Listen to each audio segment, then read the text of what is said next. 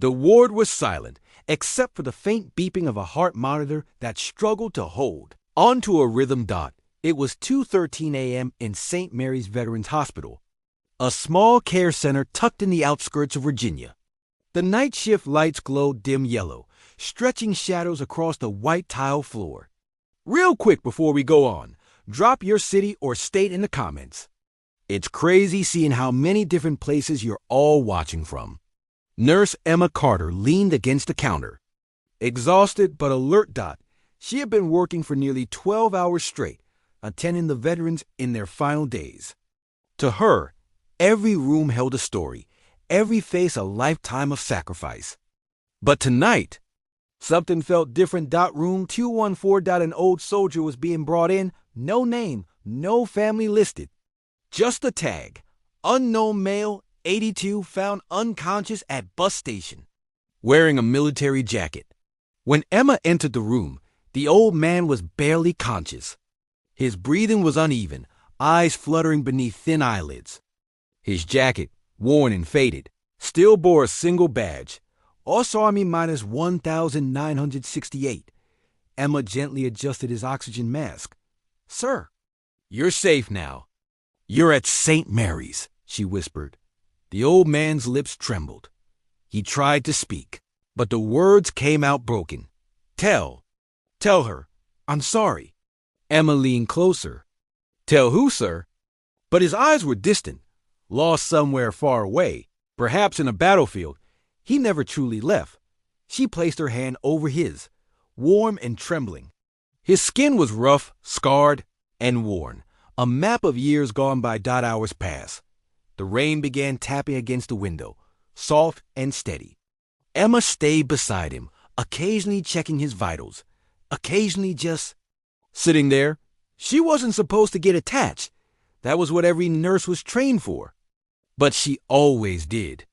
Especially with veterans. Her father, too, had been a soldier, a name she hadn't spoken in 15 years, Captain Daniel Carter, missing in action. Never found. Maybe that's why she stayed with this stranger.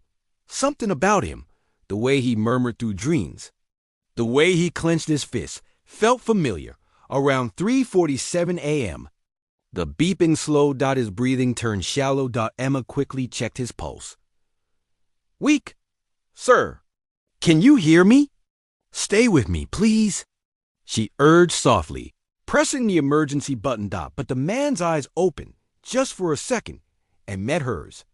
And in that moment, she saw peace in them. He wasn't scared.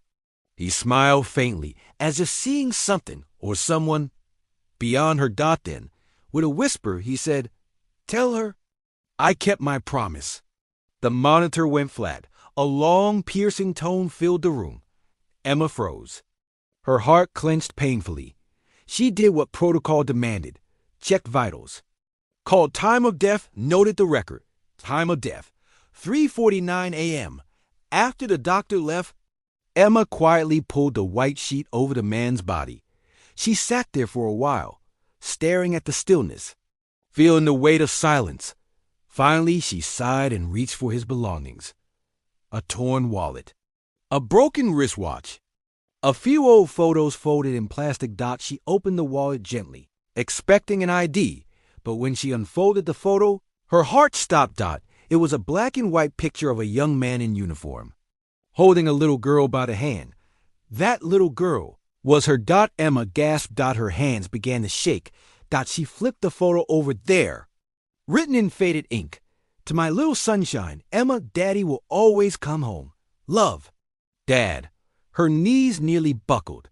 The photo slipped from her hand and floated to the floor. The dying soldier she comforted tonight was her father.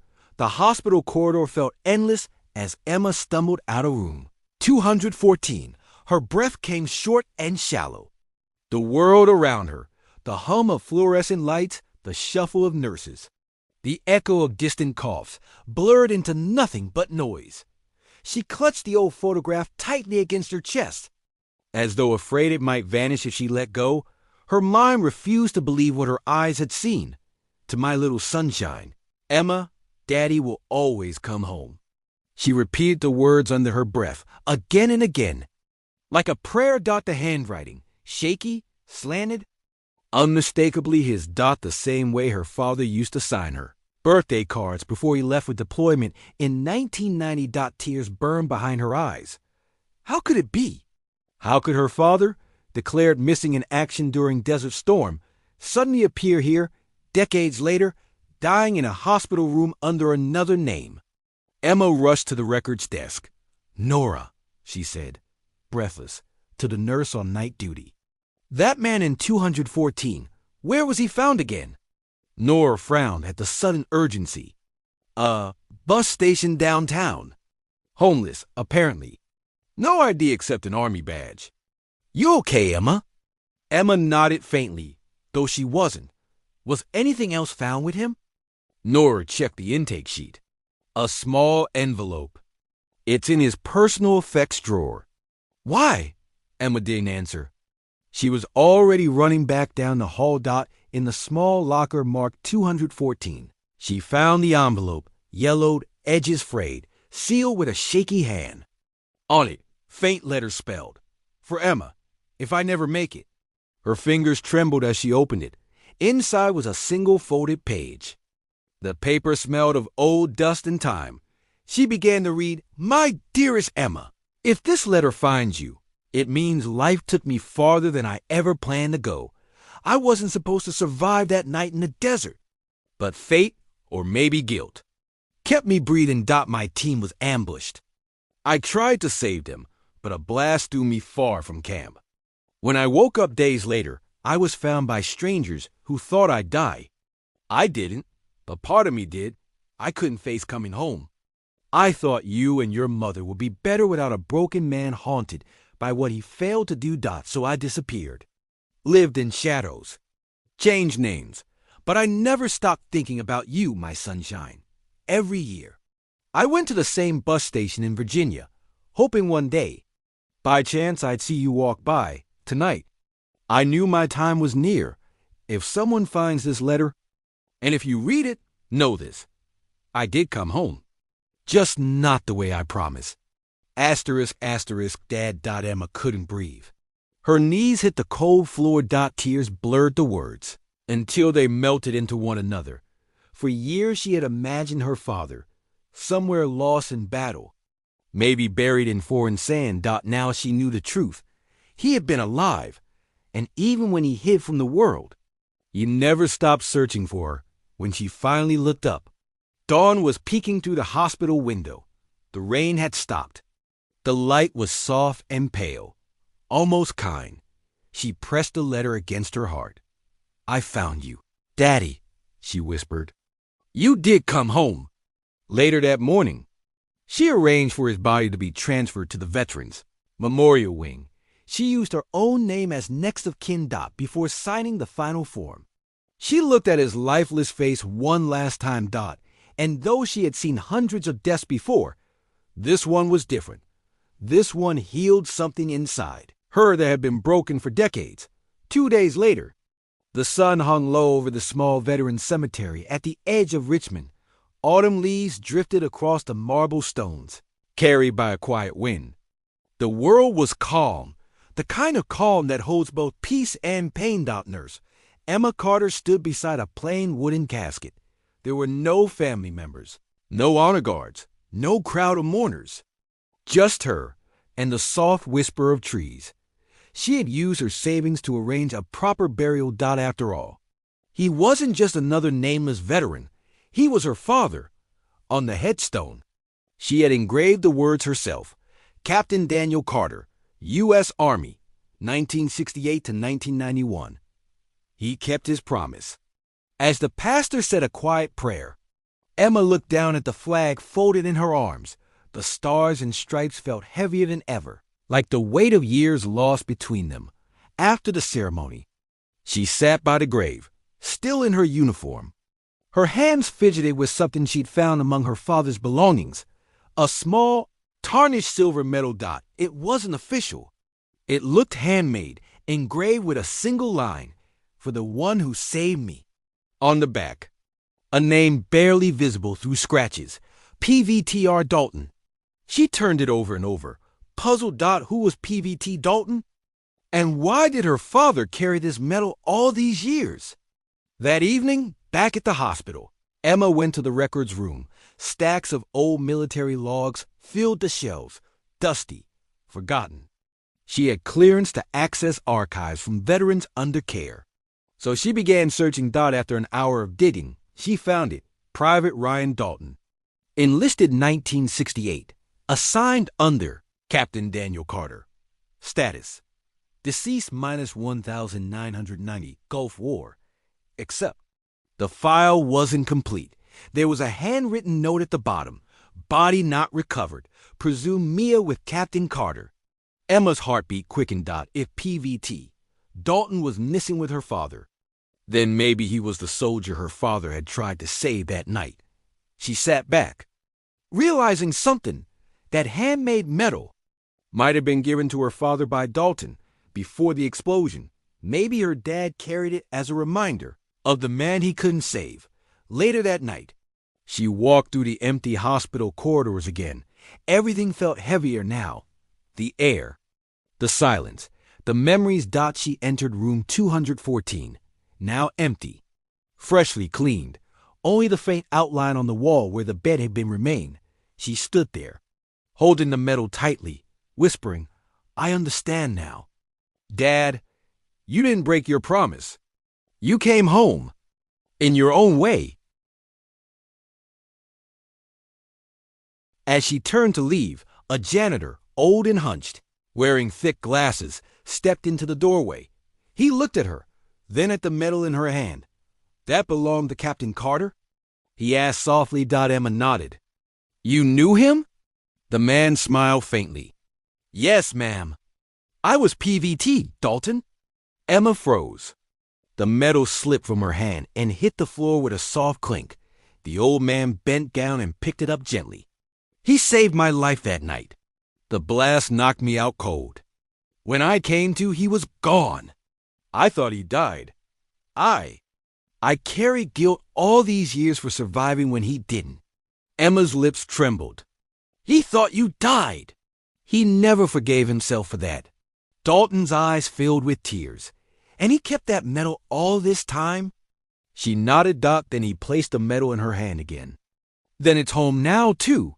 For the first time in years, Emma felt something she hadn't in a long time. Closure. The next morning, sunlight streamed through Emma's apartment window, warm and golden, for the first time in years. She hadn't woken to the sound of alarms or the weight of unfinished shifts. She sat at her small wooden table, the medal lying in front of her, polished, gleaming faintly in the morning light. Beside it lay her father's letter, folded neatly, and the photograph of her as a child. She traced her tiny hand in the photo with her fingertip. "Daddy will always come home. He did, even if it took half a lifetime." Emma decided to visit the bus station where her father had been. Found it was quiet that morning, a place full of movement, yet oddly still in certain corners. A man sold newspapers near the entrance, and a few travelers waited for the morning route. She stood near the bench where he had been discovered, the same spot he'd apparently come to every year, waiting for someone he'd never stopped believing he'd see. She could almost picture him there. Old army jacket, wrinkled hands gripping a cup of coffee, scanning faces that never recognized him. It hurt, but it also made her smile, because even through pain, he kept hope. As she stood there lost in thought, a small boy approached her, maybe 7 or 8, wearing a tiny red cap. He pointed at the medal hanging from her neck. "Ma'am, are you a soldier?" Emma smiled. "No, sweetheart. My dad was." The boy grinned. "My grandpa was, too. He says heroes never die. They just go home." Then he ran off toward his mother, waving goodbye. Emma's eyes filled again. That simple sentence from a child felt like it came straight from her father. That evening, Emma returned to the hospital. She went straight to PVT Dalton's quarters. He was sitting by the window, the same one that overlooked the garden. The sun was setting, orange streaks painting the sky. She handed him a small package. "What's this?" he asked. She smiled faintly. "Something my dad would have wanted you to have." He opened it. Inside was the folded flag from her father's burial and a copy of the photo. Dalton's eyes welled up instantly. He touched the image gently. "You look just like him, you know? Same eyes. Same heart." Emma swallowed hard. "He never blamed you, Mr. Dalton. He carried that medal because you reminded him that life was worth saving." Dalton nodded, tears rolling down his cheeks. "And now you remind me the same thing." Before she left, he said quietly, "You know, Captain Carter talked about his daughter a lot. He said she had a laugh that could scare away sadness." Emma chuckled softly, wiping her tears. "He said that?" Dalton smiled. Every day. Later that night, Emma sat on the hospital roof, the city below glowing in tiny flickers of light. She looked up at the sky, whispering, "Dad, I finally found the rest of your story." And it found me back. For the first time. Her chest didn't feel heavy, Dot. There was pain. Yes, but beneath it, peace. When she went home, she placed the medal, letter, and photograph in a small wooden box. On top, she added her hospital badge and a note. "For the next Emma, if you ever doubt that love can find its way home, remember, it always does." Then she closed the lid gently, smiling through her tears. A week passed. The hospital returned to its rhythm, the steady hum of life, loss, and healing. But for Nurse Emma Carter, something had shifted. Her days no longer felt like endless cycles of pain and duty. There was light again, quiet, warm, and real. Still, she couldn't shake one lingering thought. Her father's voice, that final whisper before he died. Tell her, "I kept my promise." What promise? What had he meant? She already knew he had come home, but something about those words haunted her, like a message left unfinished.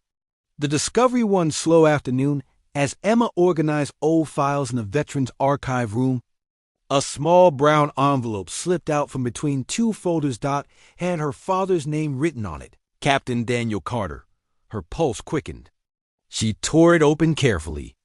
Inside was an old cassette tape, labeled in fading ink, "For Emma, the day I can't speak anymore." Emma's hand shook as she found an old tape player in the storeroom. She sat alone in the quiet break room, heart pounding as she pressed play. For a moment, there was only static, a soft hiss, then a cough, and finally his voice. "Hey, sunshine." Her breath hitched. That voice, age, weary, but unmistakable. "If you're hearing this, it means I didn't make it back the way I promised. But I need you to know something." What happened that night? It wasn't just about survival. It was about choice. There was a long pause, the faint sound of rain in the background. I chose to save a man who had a daughter waiting for him, because I wanted someone to make it home. I thought that if I couldn't, maybe you'd understand one day. Emma's tears rolled silently down her cheeks. She pressed a hand over her mouth to keep from sobbing aloud. But here's what. I learned after all those years hiding, you can't run from love. Sunshine. No matter how far you go, it finds you. In faces, in voices, in the people you heal every day. You've been saving lives, Emma. You became what I wished I could be. He paused again, the sound of a shaky breath. So don't live in my shadow. Live in my light. Keep your heart open. And if you ever miss me, just listen to the wind. I'll be there. The tape clicked to an end. Emma sat there, motionless, her tears dripping onto her hands. It felt as if he had reached through time and touched her heart one last time. Later that evening, she went to the cemetery again. The sun was setting behind the rows of flags, each one catching the wind softly. She knelt beside her father's grave, placed the tape on top, and whispered, "Dad, I heard you, and I forgive you for everything." For a brief moment, a cool gust of wind brushed past her face, gentle, warm, almost like a hand caressing her cheek. She closed her eyes and smiled through the tears. It wasn't goodbye. Any more? It was homecoming. Months later, Emma received a letter from the Veterans Board. Her father was officially honored posthumously for bravery and service. She attended the ceremony in full uniform. When she accepted the medal, she looked up at the sky and said softly, "You made it home, Dad, and you took me with you." The audience stood and applauded, but Emma didn't see them. Her eyes were fixed upward, toward the golden evening light. She felt peace, not the kind that comes from forgetting, but the kind that comes from understanding. As the ceremony ended, a young girl tugged on her sleeve. "Ma'am," she asked shyly, "are you the nurse from the stories my grandpa tells on TV?" Emma smiled. "Maybe." The girl handed her a small handmade drawing, a soldier holding his daughter's hand under a bright sun. Under it was written in a child's handwriting, "Heroes always come home." Emma held it close, whispering, "Yeah, they do. You're still here. And that means you cared enough to listen till the end. And that's rare these days." If this story hit home for you, please like, subscribe, and let me know your thoughts. I read them all, and I value every word.